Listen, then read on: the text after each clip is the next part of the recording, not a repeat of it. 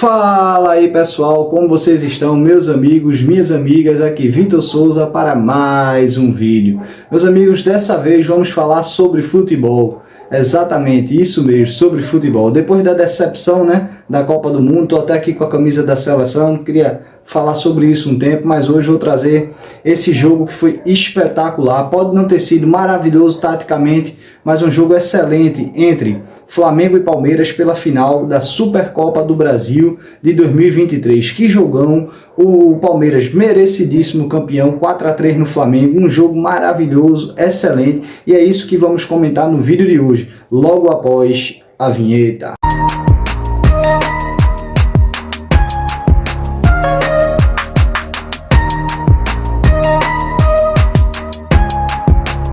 Realmente, meus amigos, já foi o primeiro embate do ano, Flamengo e Palmeiras. Vitor Pereira, que teve essa saída altamente conturbada do Corinthians. A torcida do Corinthians não engoliu essa história porque tinha problemas particulares, familiares, mas de repente ele está treinando o Flamengo, onde mesmo disse que lá teria oportunidade de ganhar títulos e na primeira final já perdeu, Hoje um Flamengo muito apático, diferente do que estávamos acostumados.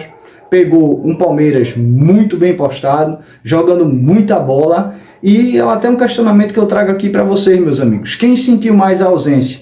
Gustavo Scarpa, de ter saído do Palmeiras? O Palmeiras sentiu? Claro que sentiu, que era um grande jogador. Mas o Flamengo com João Gomes. Quem fez mais falta no jogo de hoje? Na minha opinião, João Gomes fez muito mais falta hoje de marcação, de ataque, de apoiar, de combate, de combatividade mesmo. Parece Tite falando de combate, de jogadas, de alinhamento de passe, de troca de passe com Everton Ribeiro, com o Gabigol, acionando o Pedro. Faltou muito esse lateral direito hoje que não vimos no Flamengo, nem o esquerdo, apesar do Ayrton Lucas ser um excelente lateral, muito bom, deu o passe também, jogando bem, mas acho que eu teria entrado até com o próprio Filipe Luís. Não sei se ele estava com condições de jogo ou não, mas Filipe Luís para mim é insubstituível e merecia estar ali, apesar do Ayrton Lucas ser muito bom jogador. Hoje vimos um Flamengo que parecia não ter entrado no jogo. O primeiro gol e segundo, para mim, eu coloco na conta de David Luiz, foi falhas clamorosas dele, deixando o Rafael Veiga dominar e chutar, a mesma bola tendo batido nele e voltado. Não era para ter tido aquilo, até uma falta antes em Hendrick, que ele ficou vendido no lance, levando amarelo por aquela falta, e no segundo gol também por deixando o menino chutar. Claro que ali é felicidade total e mérito do jogador. Se ele chutasse mais 100 bolas daquela, talvez ele não acertasse nenhuma no gol, e foi um golaço na gaveta. Pouco tempo depois, Gabigol, que para mim foi um dos melhores do jogo, se não o melhor, ao lado de Rafael Veiga, que por sua vez, esse jogo de 4-3, fez 2 gols, e na outra final, Rafael Veiga também fez 2 gols em 2021. Vou deixar até aqui o resultado em tela para vocês verem, meus amigos.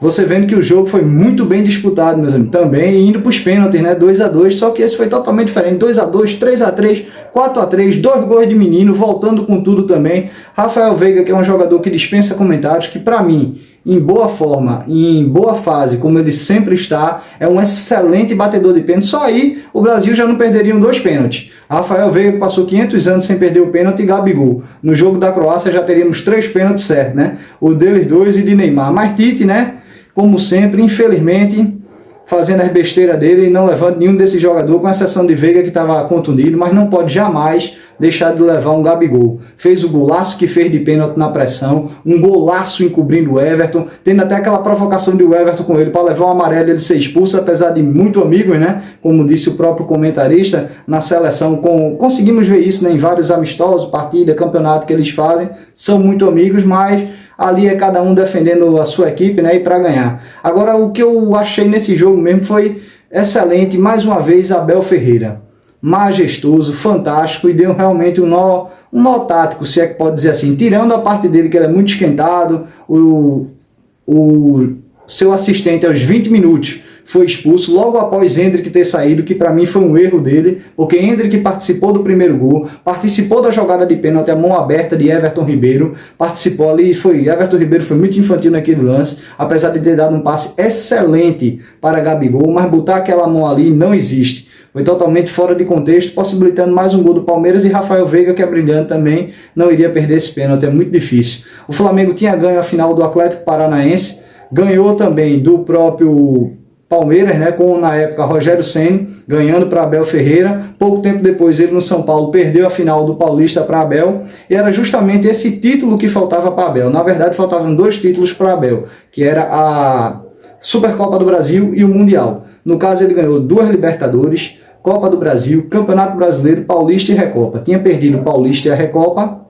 mas já ganhou o Mundial. Por 2 vezes foi. Uma foi eliminado vergonhosamente bem antes, né, na semifinal para o Tigres, não enfrentando o Bayern de Munique, e quando jogou com o Chelsea também perdeu, mas foi um jogo de igual para igual. Ali qualquer um que ganhasse estaria bem vencido, a partida estaria bem ganho, né? Mereciam muito qualquer um dos dois, como o próprio Chelsea ganhou por jogar um pouco melhor e ser mais aguerrido, e o Palmeiras fez um Mundial brilhante, que é o que esperamos do Flamengo. Se Deus quiser ganhar também vamos torcer pelo Brasil, né, acima de tudo, que ganhe do Real Madrid, apesar de eu achar muito difícil. O Flamengo tem um elenco excepcional e, na minha humilde opinião, muito melhor do que o do Palmeiras, que perdeu diversos jogadores, como Danilo, que era importantíssimo, perdeu Scarpa também, e essa falha agora no gol de Arrascaeta foi brincadeira. Gustavo Gomes perdido, Zé Rafael perdido, 3 jogadores, ele pegou a bola, eu nem vi, quando tava vendo o lance assim, isso aí vai dar em nada, mas Arrascaeta a gente nunca desconfia, pegou uma jogada linda dessa, maravilhoso. Mas o que eu queria destacar, além desse jogo, meus amigos, abrindo a temporada, sendo o melhor jogo da temporada, 4-3, e o título merecido do Palmeiras, tanto o Rafael Veiga, vou deixar os dados dele aqui em finais antes dessa final. Ele fez 2 gols nessa final. Vou deixar para vocês acompanharem. É realmente um jogador excepcional e, reitero, faço aqui de novo, mais uma vez, menção. O próximo treinador que assumir tem que botar esse jogador, tem que dar oportunidade a ele na seleção, como também a Scarpa. Não temos um meia dessa qualidade, um jogador de visão, passe, batedor de pênalti excepcional, como eles dois, que é o caso do Scarpa e o caso do Rafael Veiga. Infelizmente a gente vê muita panelinha, muita besteira, né? Apesar de hoje ter tido uma atitude muito bonita, como mostrou o Pelé desde a época da CBD, Confederação Brasileira de Desportos, passando para a CBF, né? Apesar de termos muitas histórias ali dentro escabrosas, e que realmente de difícil acreditar numa seleção tão boa como o Brasil, mas hoje essa homenagem para o Rei Pelé foi maravilhosa, fazendo alusão aos títulos de 58 na Suécia, 62 no Chile e 70 no México. Realmente são coisas inacreditáveis que vimos o Rei Pelé fazer, né? Eu não vi pessoalmente, mas vi depois, e realmente é o rei do futebol. E poder ver um jogo desse honrou muito a sua memória como jogador de futebol e o que ele merecia. E por fim, Gabigol. É até inacreditável falar isso, como o Tite não o levou para a Copa do Mundo. Foi 3 vezes artilheiro da Copa do Brasil, 2 vezes artilheiro do Campeonato Brasileiro, pelo menos 2 vezes artilheiro da própria Libertadores, sendo o rei das Américas, quando o Bruno Henrique foi o craque das Américas, fazendo gol em 3 finais de Libertadores, ganhando todos os títulos possíveis no Flamengo. Um excelente batedor, já tem título da Copa do Brasil, e só falta para ele ganhar tudo que disputou o Mundial. Era o caso hoje de Santos, o goleiro também. Só faltava a ganhar justamente o Mundial e a Supercopa do Brasil. Ele não ganhou hoje, né? Pode ganhar o Mundial, mas o único a ganhar todos os títulos que disputou, e pelo menos ter um, é Gabigol, que falta o Mundial. O próprio Rodrigo Caio, que ainda pegou a Florida Cup antiga pelo São Paulo e pegou a Sul-Americana, não ganhou a Levain Cup, que é a Suruga Cup, e também não ganhou justamente o Mundial, né, que falta para ele. Então também não teria todos esses títulos completos por já ter disputado a Sul-Americana. Mas como a Sul-Americana são para times que teoricamente estão no nível abaixo do da Libertadores, como a Europa League, com a Champions League, são os times que disputam a competição inferior. Por exemplo, o Modric não vai ganhar esse título, é muito difícil, só se ele se transferir. Então todos os títulos possíveis, é o único que pode ganhar agora é Gabigol. Tudo que disputou poder ganhar um título. E um cara desse sequer ter oportunidade na seleção, chega a ser vergonhoso. Pelo menos se ele tivesse sequência e não só ir para ficar no banco ou não jogar. E as partidas que ele fez foi razoável, foram boas e merecia estar lá nessa Copa. Infelizmente não foi o caso. Gostaria da opinião de vocês, meus amigos. Quem perdeu mais? O Flamengo, com a saída de João Gomes, ou o próprio Palmeiras com a saída do Gustavo Scarpa? E do Danilo também. Quem é melhor hoje? Quem é mais útil ao time? Gabigol ao Flamengo ou Rafael Veiga voltando ao Palmeiras?